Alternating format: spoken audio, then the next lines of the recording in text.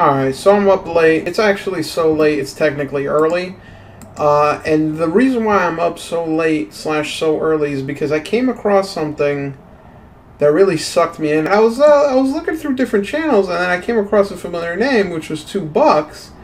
And I was like, oh shit, 2 Bucks. I remember his channel. I was like, okay, alright, I'm vibing with him. And now, if you don't remember who 2 Bucks is, he's actually pretty popular back in the day. He was like part of the original like Call of Duty commentators. He was actually one of the team members of the Federation of Gamers, hilariously named Fat. Let me let Keemstar explain this for you. Hi guys, my name is DJ Keemstar. Whether you are an MLG tryhard or just playing to have fun, gamers have always laughed hysterically at the videos that the FAG has created. Our main channel was Halo Funtage. A group of haters false flagged this channel and it was suspended. We saved some of the best videos that we have made in the last year thanks to XJaws, who's a dear friend of the FAG. This video will survive. I hope you enjoy. F-A-G. Let me hear you say it. F-A-G. One more time now. F-A-G. Yeah. Federation of Asshole Gamers. So, as you can see, if that does not ring a bell, then possibly, maybe, his OG channel, which is just called 2 Bucks now, he used to do, like, montages and shit. Had the low-budget montage.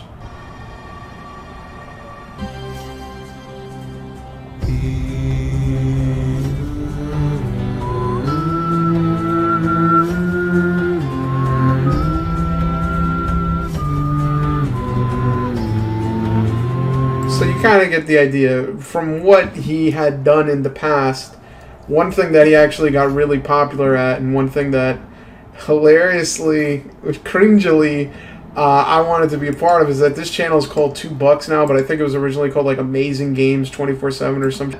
And he used to like basically just take a bunch of game clips and he'd put it on his channel. And it would basically get featured. And I remember when I was a young baby, I actually made a video on my old channel where I wanted to be on that channel. Enter the Call of Duty sniper. So it's amazing. As you can tell from this hilarious introduction, is basically a National Geographic take on the Call of Duty sniper. Really funny. I mean, I was only 13 at the time, but I was looking at 2 Bucks' channel, and you know, you do this, you look at old channels, you look at different things, and I was like, I wonder if he posted anything new recently, you know, keep in mind, this is at 3 a.m., right? And then I saw this video, I was like, oh, 4 years ago, that's somewhat recent, I haven't checked his channel in like years and years and years, and I'm going through, and all of a sudden I see this comment. And this comment says, for those wondering what happened to 2 Bucks, as of late 2019, 2 Bucks attempted to launch a social media messaging app called Flare in early 2019, but it appears that the business endeavor has failed. Now he lives in Buffalo, New York, and is an Uber driver. He also seems to have become mentally unstable because he posts videos and then deletes them of him talking about multi-dimensional existence due to God, spiritual energies, and various other ramblings that show his mental health decline. And I'm like, wait, what? And then he goes, look up Yaqueen 2 Bucks on YouTube. A channel titled Jesus Christ should pop up, and go ahead and monitor that. He posts these rant videos and then deletes it. New York, looking up his name in Google gives you his FB. He states where he is Buffalo, and he has info on his life and his bio. Hope this helps. So I was like, so keep in mind, I'm tired. It's 3 a.m. and I'm like, you know what? I'm gonna go down this rabbit hole, right? So I remember 2 Bucks. He made the low budget montage. He used to be best friends with DJ Keemstar. And he used to make these game clips, so I was like, alright, well, let me look into it. So the first thing I saw, or that I found, was this, I guess, this application he's making, which is called Flare, which I guess is a retired project, because it's been 2 years now. And the idea is basically to, the idea is basically, it's an instant messaging app. Fair enough, if this was done in, like, 2012, maybe this would have taken off, but like, there's so many instant messaging apps now. I guess one thing that was kind of unique that he did was that when an individual types, it immediately shows the other person, like, what you're typing. I don't know how I don't know. I mean, that's, I don't know. Like, I know he said there's certain things about that made it attractive, but I don't understand why that would overtake Instagram, why that would overtake WhatsApp, why that would overtake text messaging. But either way, this was like his next endeavor. And what I found out, which was pretty fucking crazy from his channel, is he has this series, right? And its series is called How I Made Over $3 Million on the Internet and Lost It All, part 1 of 4. And I'm like, what the fuck? I'm like, what the fuck is this shit? So I went through, and dude, there's so much shit in this fucking video. Like, there's so much shit to, like, unpack and go through. I'm pretty sure I fucking set markers. Like, I'm pretty sure, did I make a comment on this? Or no, I didn't make a comment on this one. This one is, like, pretty straightforward. This is, like, the introduction, where, first of all, let me just say, I gotta say this for anyone out there, this is gonna probably connect with one person, maybe, that is gonna get this reference. But I'm going to go ahead and say, if this connects and it lands, it's going to hit hard. For everyone else, you're not going to know what the fuck I'm talking about. But I find it ironic that 2Bucks has a full head of fucking hair. When I remember when, like, in high school or, like, early college, he was complaining about going bald. And he was saying that he was, like, balding. And meanwhile, this motherfucker got a head of hair like no fucking tomorrow. So there you go. There's that reference that only one person's gonna get, and that one person's probably gonna be me. I'm gonna watch this and, like, you know how, like, I just watched that Call of Duty video I made in, like, what, 2007, and I fucking loving this shit. Let me double like that. I'm probably gonna do the same thing with this video, but I was watching this video, right, and he basically explains that, you know, he was on YouTube, he was making YouTube videos, and that he would make $2.65 per 1,000 views at the time, which is a lot of money. When you think about it, if you get a video that does 1 million views, you're getting $2,600, and he had a channel where there was multiple videos getting millions of views, so he was making a good chunk of change every month. And he goes into the basically kind of lucky scenario where he was kind of lucky where doing Call of Duty commentary early on or Halo commentary early on got him really popular, and he got views on YouTube and got a certain amount of money.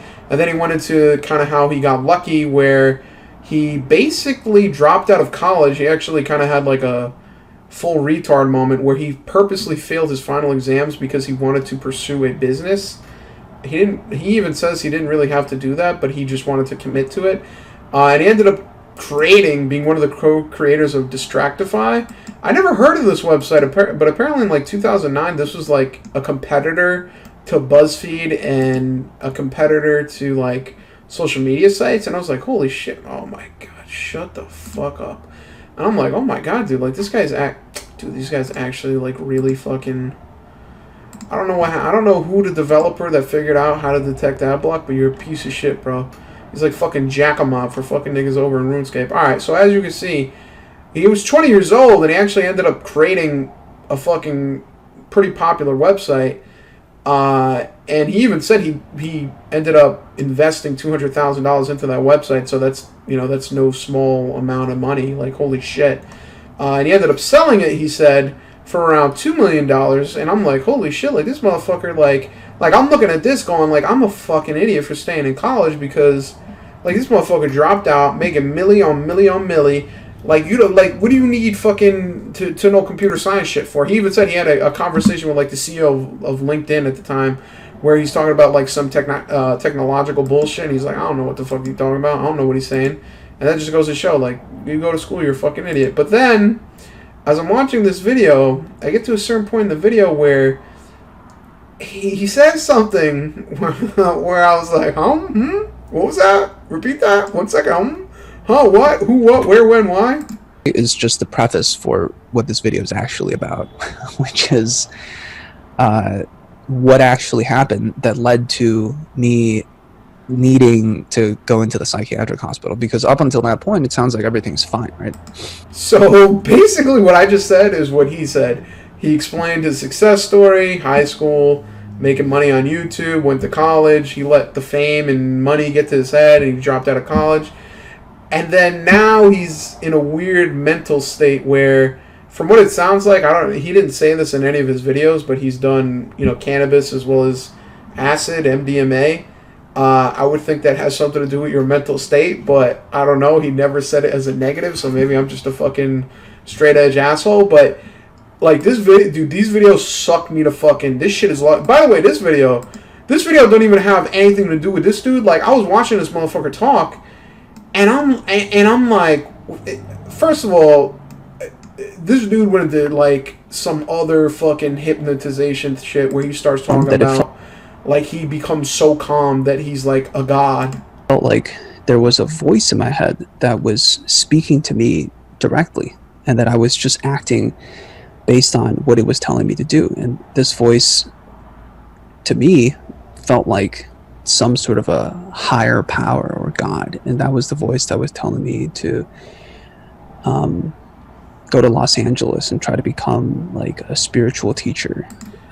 So again, this is one of those weird things where like, so he basically makes a shit ton of money at a young age. Before he's even 20, he's a motherfucking millionaire. And then he goes into this weird like rich person, like I need to find meaning in life, where he explains that he starts traveling the world, and he goes into this more later on. But one of the things is that he just went to Los Angeles and started scheming people out of money. Well, for him, it wasn't a scheme. For him, he was like a counselor or like it's some genjutsu, bro. Like, this is some crazy... Like, if you ever watched Naruto, when fucking Itachi puts motherfuckers in genjutsu, that is dog shit compared to what this motherfucker is doing, bro. Because look at this shit. I felt like God was like telling me what to say. I said to him, imagine everything that they're saying to you as a fireball. Like, package it into just this flaming rock and picture it crashing into a lake of infinite expanse inside of you. And as with any large body of water, when something falls in, it creates these ripples in the lake, but then the lake gradually resets back to normal. And I spent like about 40 seconds telling him that, and you could just see his demeanor totally changed. He suddenly became more confident. He stood up more upright, and he stopped talking. I didn't tell him to stop talking. Now you could say, like, because I was telling him like to just, I guess, receive what they were saying, that it led to him not talking anymore. But there was a lot of power in that metaphor, in that analogy, and you could just see his whole energy field, if you will, shifted. You know? Yeah, that's another thing that's weird. Like, he keeps bringing up this whole idea of like energy, vibe, spirituality. And by the way, let me just say, I didn't realize this until now, but the dude in the video looks like a fucking extra for The Sopranos. Like, who the fuck wears an Adidas tracksuit and you ain't in Russia? Like, this motherfucker looked like he want to be on The Sopranos so bad. You know what they do in the Saints and Newark reboot, so maybe he'll get in there. But, so, $2, aka, I think his name is Quan Hu, I believe. I think Quinn Hugh or some shit. I have no idea. I know the other dude mentioned his name. He goes on to talk about how like he wants to explain himself and like go through this like process of like coming back to YouTube. He wants to make videos again. He wants to make content again. He even brings up Keemstar because he was friends with Keemstar, and he's like, maybe I could get Keemstar on a podcast. And the more I'm listening to this motherfucker, the more he just starts rambling. Like this is a 18-minute video. And he quickly says, oh, you know, for a period of time I was coaching people. I was getting like $1,000 per coaching thing. And, you know, I was just scheming motherfuckers in Los Angeles. By the way, let me just say, if you're not white and you go to LA, I think you can scheme white people out of their money doing just about anything. Like, if you're black, you just say, I'm a Jamaican fucking, like, spiritual healer. This motherfucker went there and he's like, yeah, you know, I can check your vibes, bro. I can vibe check you. I can fucking see what's wrong with you and give you all the things that'll make you right. And this motherfucker in tracksuit goes, here's $1,000. Make me right, sir. But then this dude just starts talking about the coronavirus, and he starts talking about how, like, he starts talking about Black Lives Matter, and it's like really fucking weird. And like, this guy did a pretty good response because he was basically saying like how people are weird for thinking the coronavirus is an issue. And I'm like, the fuck is this? I'm like, what the fuck are you talking about? And I agreed with him. I think this was like not a second ago. This was like what, 20 minutes ago maybe. What's up, guys? It's $2. This better not be a motherfucking hour ago. Please Christ, don't tell me that's been that much time. Oh my god, that was an hour ago? What the fuck? Alright, yeah, I'm getting sucked the fuck in. This is a wormhole to a different dimension.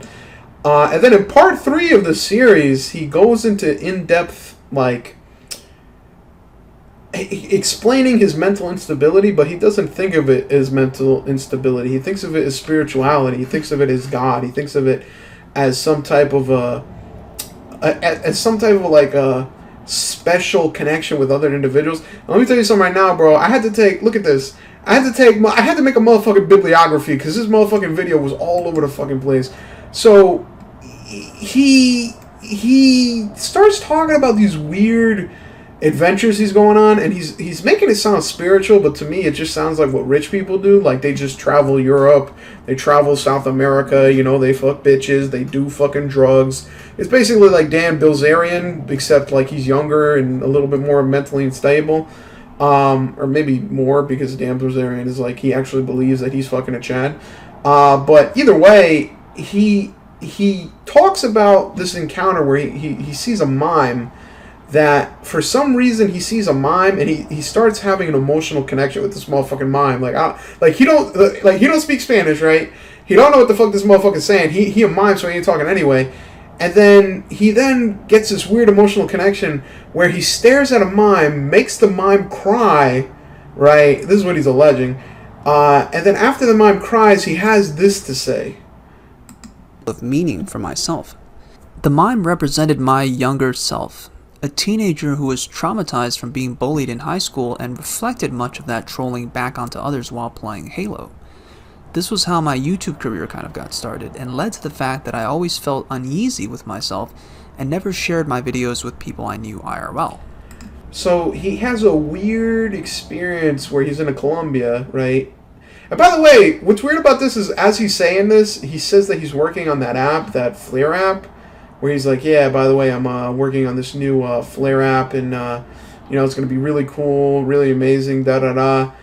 But he's in South America, Europe, like is he the motherfucker project lead? Like, who's a software developer doing this shit and has to wait for this motherfucker to email him every 2 weeks from fucking South America and go, yeah, by the way, our next feature request is, I don't know, it's a messaging app, you figure it out. And then the fucking software developer's like, what the fuck, what am I supposed to do? And by the way, he apparently poured in, like, I guess $1 million or X amount of money into this application. Then again, from the video I saw, it looked really fucking simple, so he could have spent, like, of the $2 million he got from selling fucking Distractify, from the money he got from selling that, he could have simply, like, spent, you know, $1.9 million on bullshit, and then $100,000 on paying the developer for like a year and then giving up.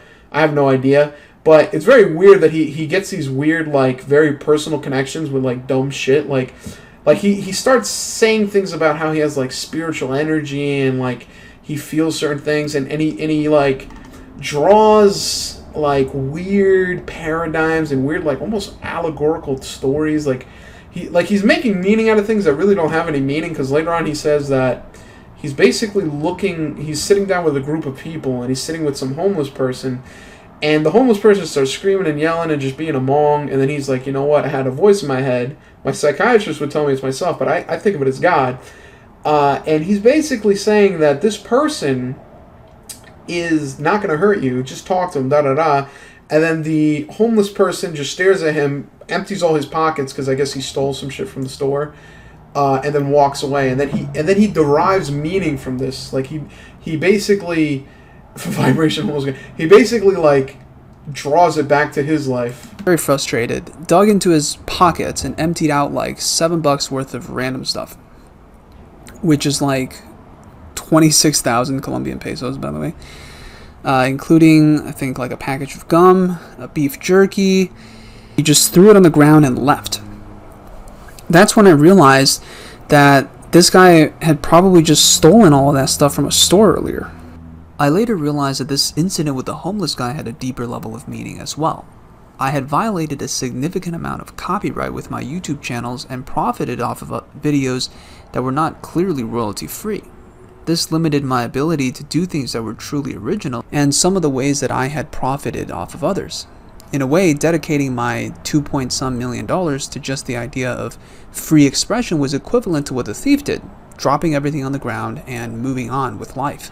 So again, yeah, he has weird, like, again, if this really happened, he's making these conclusions based off of almost nothing. Like, it's a very weird thing where, like, he'll see a motherfucker, like, juggling oranges and then drop it, and then he'll go, you know what, that reminds me of myself when I had a YouTube channel and I was trying to juggle all these videos and make people happy, and then I just dropped it on the floor. And it's like these weird, like, very personal things for things that aren't personal, you know what I mean? Like, the motherfucker see a pigeon take a shit and he starts thinking about he was sick and some other shit. It's just very weird. And it's very odd that he like he makes these very specific things that are like just oddities. I mean, I guess he really is mentally unstable. I'll get into this more later on. But the next part of this is that he basically goes back to New York City after this. He has the developer working on the application just sitting on his hands the whole time. He's just, making Jira tickets, closing them, and he's getting paid the whole time. He's just, applying to other jobs, waiting to get fired. And he's basically going back to New York City, and he talks about this whole, like, mental mindset he gets in where he basically breathes manually, not automatically, and that somehow enables him to have a higher understanding that if you're breathing in, if you breathe in and then breathe out, and that if you think of that, you will then have less anxiety because you have to live in a moment. And he alleges that he has done that manually breathing for months. Okay, first of all, I just did that right now, and I don't like the fact that I'm now aware of my own breathing. That's disgusting. All right, God created the diaphragm for a reason, or the voice in my head created the diaphragm for a reason, whichever way you want to look at it. But he then goes back to New York City, and he just has a weird intoxication with himself. Went to the exciting NYU college bar called the 13th Step on 2nd Avenue, where a lot of younger people go and they play the popular music of the day and whatnot. I had been doing my breathing techniques, shifting people's vibes, walking around different cities all over Colombia, and just putting myself in this excellent state that was super contagious. By the way, I just want to reiterate, like, this motherfucker really thinking that, like, he vibe checking. Like, I'm not joking. Like, he literally is vibe checking motherfuckers. Like, if motherfucker's in a bad mood, he ain't like the Joker. He ain't gonna pop you in the head. He's just gonna, like, touch you, vibe check you, and then you're gonna be chilling. Like, he really got that fucking magic touch. And women were gravitating towards me in a way that they were not before. For the first time in my life, attraction was being reciprocated. Before, I used to be the guy who would, like, stand around in the corner of the party and not be able to participate in a fun way. And now I was the guy who was spreading all the good vibes. So I had an experience where I was French kissing a girl, like, after 15 minutes of meeting her. I was dancing with 10 to 15 girls all at once, and it kind of culminated with me getting this really gorgeous Polish girl's phone number and taking her out to dinner. I did not get to the point where I did anything lewd with any of these women, but it was just amazing that I could have, as strange as that sounds. Yes, I was married at the young age of 20, but I never in my life had felt that I was the guy or just anybody who could be considered cool or popular. So he basically goes back to America with these newfound powers of fucking popping pussies. And even though he's married, he's just like bagging bitches left and right. And because they're like, that's the thing though, like, I don't understand. Like, I don't know if this motherfucker realizes, like, bitches can smell if you got money. Like, they look at you and they're like, yo, it's 2 o'clock on a Tuesday. This motherfucker pulling up buying drinks for everybody. Like hoes know, bro. The thoughts have the detectors. They know when you got fucking deep pockets because they'll be reaching in there. So I don't know how much of this is like your aura and your fucking Super Saiyan Zenkai boost, or the fact that you just like flashing that fucking Visa Platinum card and these motherfuckers like showing up to fucking get part of it. But he then goes on to like, he has weird, again, he attributes things to spirituality and like just like dumb shit as like spirituality, and he even goes as far as like something so mundane, like he talks about being sick and he somehow says that's like a spiritual issue. 6 days straight. While I was on this boat, I became violently ill and was having terrible diarrhea, which also did not make me particularly popular on a boat that nobody can get off. But at one point, I literally felt like I was going to die because I was unable to eat or drink anything. To this day, I'm not exactly sure what got into me. It could have been a disease I caught after going into South America, but this was like well over a month after I had already left. So I'm just going to attribute it to a strange spiritual occurrence. So that's a weird thing. Like, why would he fucking even think of that as like a spiritual occurrence? Like, this motherfucker got diarrhea. You out in the water, you seasick, you blowing up the toilet. Like, drink some motherfucking Pepto-Bismol and get over it, bro. Like, why? I don't understand how he jumps to that conclusion. And then later on, he goes into this weird like he comes back to America. he tells the developer making his app. He doesn't say this, by the way. Like, throughout this, he'll say, like, oh, by the way, I'm still working on the app. But what does that mean, you're working on the app? Are you developing it? I don't think so, because he said he dropped out of college and he was majoring in business. And he already said that, like, he's not really technologically savvy, so I'm assuming that he wasn't doing it. So I guess he's, like, talking to people about it and quote-unquote networking while doing drugs and banging hookers. So I guess he comes back to America, tells the one developer that's fucking working in a WeWork fucking office, hey, listen, you know, your bills are going to be paid. You're still going to have a job. Don't leave yet. Just stay here. I'll get you some work. You'll be good. And then he leaves. It's basically, have you ever seen The Big Short? How there's that one motherfucking employee at the end of the movie when that motherfucker's trying to short the goddamn stock market? He's basically the sole developer left on the fucking sinking ship. But later he leaves America again and goes to Europe. And he starts, like, gallivanting around. And it's just really weird because he's all over the place. And that's another thing that he says, is that one of his points of, like, I guess delusion, he references it as a delusion as well as a quote-unquote ideology, is that he for a period of time liked to do what he thought of first. So the whole point he made that app, it's called Flare. The idea is that you're supposed to just say what you're going to say without thinking about it. So instead of a text message where you think about what you're going to text, you're literally typing and the person sees what you're typing. So if someone's like, hey, can you pick up my shift at work at 6? I don't want to come in. And your first reaction is to type, you fucking asshole, because, like, everybody, you think out loud. You don't think in your head, then type. You're going to type and think at the same time, you fucking asshole, you dickhead, and then you want to delete it. Guess what? They already saw it. So he did that, and he said he did it with friends and family where, like, they're like, what the fuck, why are you such a dick? And he also did that where he said he got fired from a job because he was being an asshole to the boss. And then he also does this with traveling. Like, he just feels like going to Colombia, so he goes there. And he feels like going to Europe, so he goes there. So, I mean, I guess you could do that when you got money, when you got fucking racks on racks, I guess. Although, it seems like he wasted all that money, which is fucking crazy. Because, like, listen, people can do with whatever they want to do with their money. That's fine by me. But as someone who works for thousands of dollars, never mind millions of dollars, I have no idea how this motherfucker blew through $3 million in less than 2 years without buying any property, without buying any gigantic assets, without making any huge investments other than that application.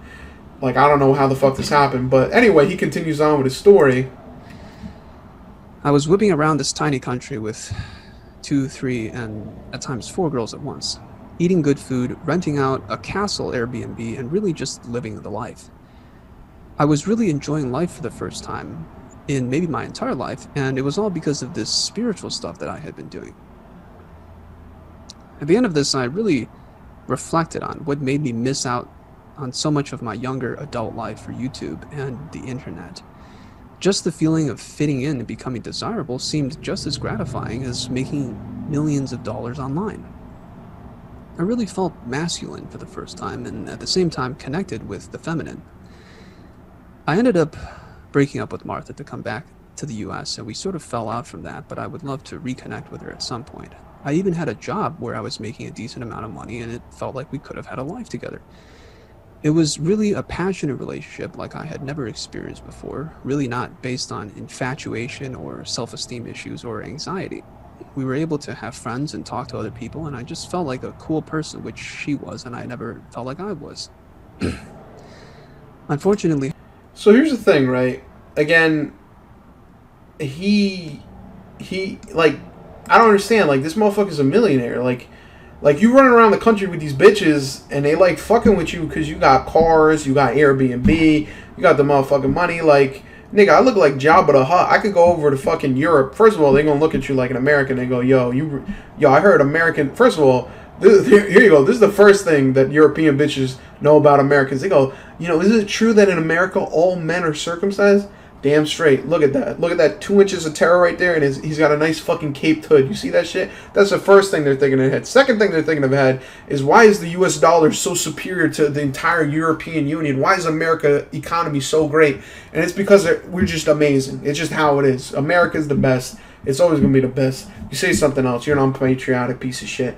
But he has this weird, like, you know, attributing this shit to, like, quote-unquote spirituality, when, like, in my eyes, I would think it's because you got racks on racks. Like, the same way, like, how, you know, rappers are on and hot and bitches want to be on their dick, and then the moment they don't get a label deal, they disappear. You know, where the fuck is Martha now, bro? You in Buffalo, New York, chilling. Where does Thought at? She in Europe, fucking finding some other American to scheme. And I think that's pretty much it for this part of it.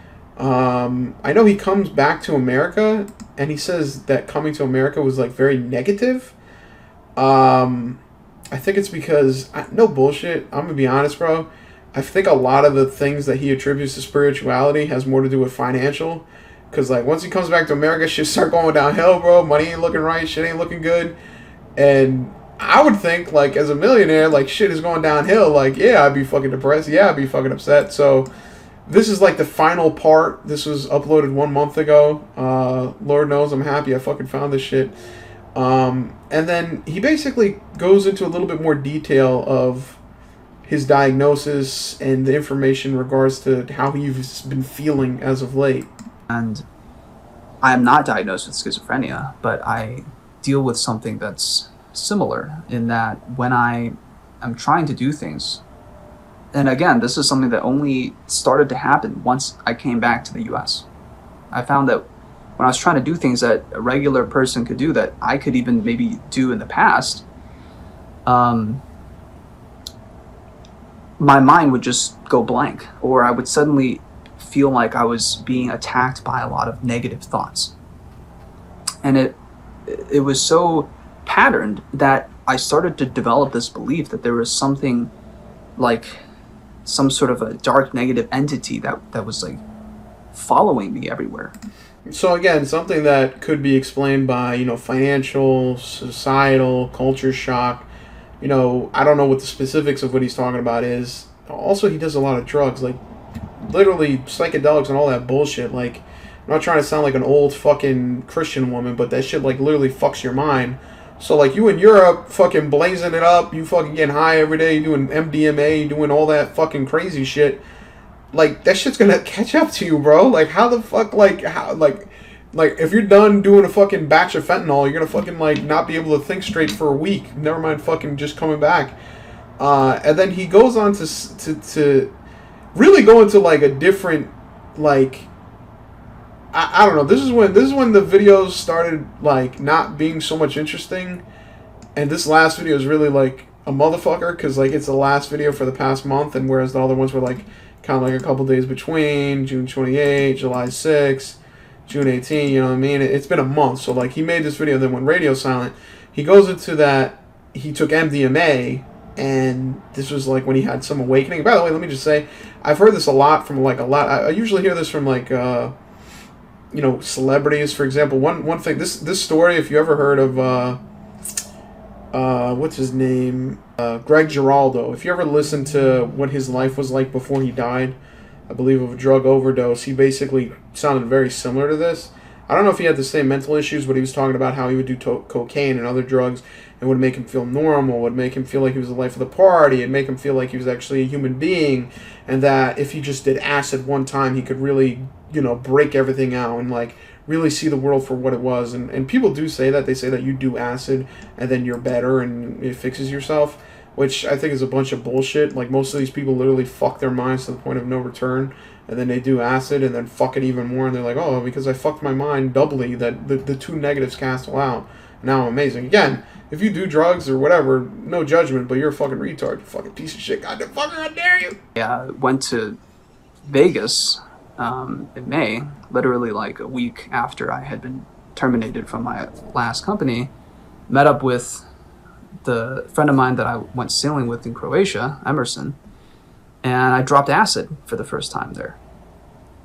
And I think I'll show a couple clips of that right now.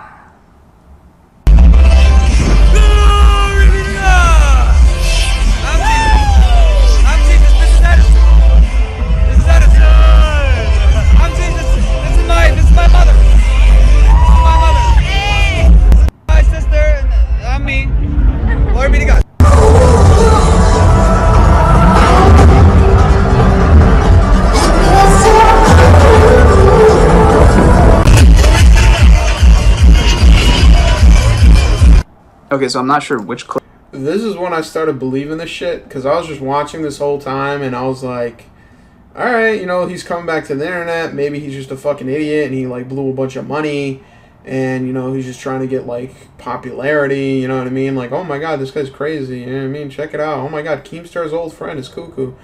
But then I saw that, and you look at this motherfucker's eyes, bro.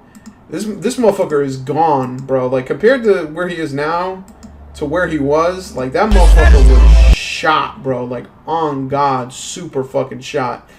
And again, like I don't understand why he doesn't like think of the drug use as an issue, especially if you have mental issues, dude. Like that's literally just gonna heighten your issues.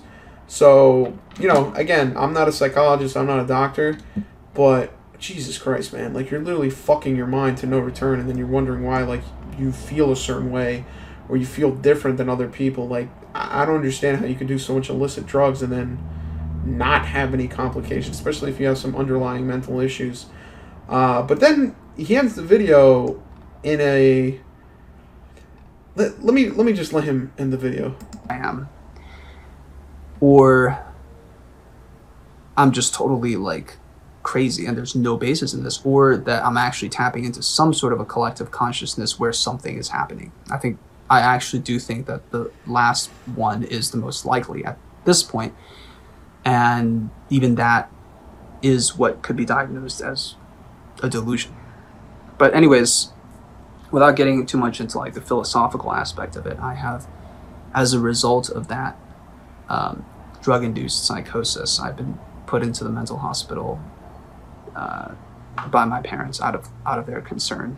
I've actually been in the mental hospital twice now. The last video that I made was me getting out, and I'm finally doing a little bit better. And that's how the video ends. And it's been a fucking month since this motherfucker made a video, so I have no idea what happened. His social media has been completely scrubbed. It no longer exists. He used to have a Twitter account. He used to have an Instagram account, and they both got purged. I don't know what the fuck happened. I don't know if like he meant to do that. And again, you know, this is the internet, so you can't believe anything you see. So after I saw this, after I saw the MDA shit, I was like, yo, this is the real deal. Like this motherfucker is like, he is on some fucking crazy shit. Like I don't know what the fuck he was smoking. I don't know if it was ganja, MDMA, whatever the fuck it is. This motherfucker is like high as a kite. But then I look at the description and I see this link, follow up, and it's templeos.org, and I'm like, wait a second. Like if you don't know about Temple OS is like a huge meme where there was Terry Davis, where, you know, he passed away. He was also mentally ill. And he basically created Temple OS. And, it, like, is he, like, does this motherfucker own this website? Like, I don't think he does. Temple OS has been around for, like, forever. So, like, I don't know if this is a bit, because, like, he could be like, you know, again, acting crazy. Like he spends all his money in Europe, he dumps a bunch of money, and he's like, oh shit, I want to go back on YouTube, I want to become relevant, I'll pretend like I'm crazy, I'll pretend like I have all these issues, I'll pretend like all this shit. And he also made a website where he made a quote unquote blog. I have no idea what the fuck this shit is. It's literally like some like pseudo religious shit. Like this is some Onision level shit, bro. Like for real. Like this is legit some Onision level shit. I don't know when the fuck this shit was updated. I guess I'll play a little bit. It is very tempting to attempt to do what is for tomorrow, today.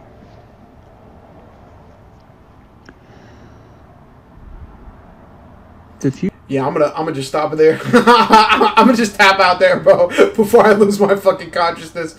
So yeah, he has a website with a bunch of weird audio links, and I don't know what the again, if this is a bit, Jesus Christ, this guy is going to some extreme lengths to fucking get this bit. And I'm surprised that you know, it's been a month. I'm surprised your boy Keemstar didn't come knocking and go, my old friend, Mr. $2. I don't know. I feel like Keemstar, as big as a scumbag he is, he might not even talk about this or want to talk about this, because he might actually, like, if he's really, like, if he's legit mentally ill, like, if he really has a mental illness and he was taking drugs that made the mental illness worse, then I really feel bad for him, because, you know, again, like, I did used to watch him. I liked his content. I liked his videos. I mean, when I was fucking 13 years old, you know, I sent my own video. He technically never posted that video, so, you know, I have a resentment there. But other than that, you know, he's a good guy. He used to make pretty decent videos. It sounds like an interesting story. Me personally, I would like to see that a part 5 comes out, and that part 5 hopefully will not be filmed by his parents going, our son Quan Hu Shui the third fucking moved to Colombia and we don't know where the fuck he is. This is a really interesting story. This shit kept me up another fucking 3 hours even though I was ready to go to bed and I was tired. It's really weird. I don't know what the fuck to think of it. Again, I don't know if it's real or fake or whatever the fuck it may be. But all I know is this motherfucker, I feel like a lot of things that contributed to his failures, quote unquote, or his downfall, is basically he got lucky. You know what I mean? Like, you get lucky. He got successful. He didn't know how he got successful.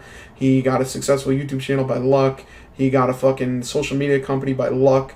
He sold it by luck, and then he kept trying to luck it up. And luck only has so many. There's only so many fucking coins to flip before you actually have to think for yourself and do things for yourself. And it seems like, to me, you know, mental illness or not, he wasted his money on dumb shit that he didn't really need to do. And it also seems like he is really afraid to be professional. Like, he's afraid to grow up. Because even at one point he said he had a job at a somewhat prestigious company for some media bullshit. And he ended up getting fired because he talked shit to the boss. And he said, I guess I just, you know, I can't, you know, be subjugated to that point. I need to be my own boss, my own god. You know, some Dame Dash shit, except he ain't doing the Dame Dash business. So, really, what can I say other than I was up late, looking at old YouTube channels, old YouTube videos, looking at all the different dead channels that YouTube fucked off this site. Came across $2, old friend of Keemstar, and he has been batshit insane apparently for the past 10 fucking years. Really weird, really odd. He's a young guy. He really shouldn't have fucking gone down this path of literally fucking his mind with drugs. And that's the thing too. Like, I don't understand how he doesn't see that as an issue. Like, dropping acid, and even if you don't have a mental issue, people have done acid and literally fucked their minds permanently. Sometimes it's, you know, whatever. You have an acid trip, you fucking feel like you're validated to some degree, whatever.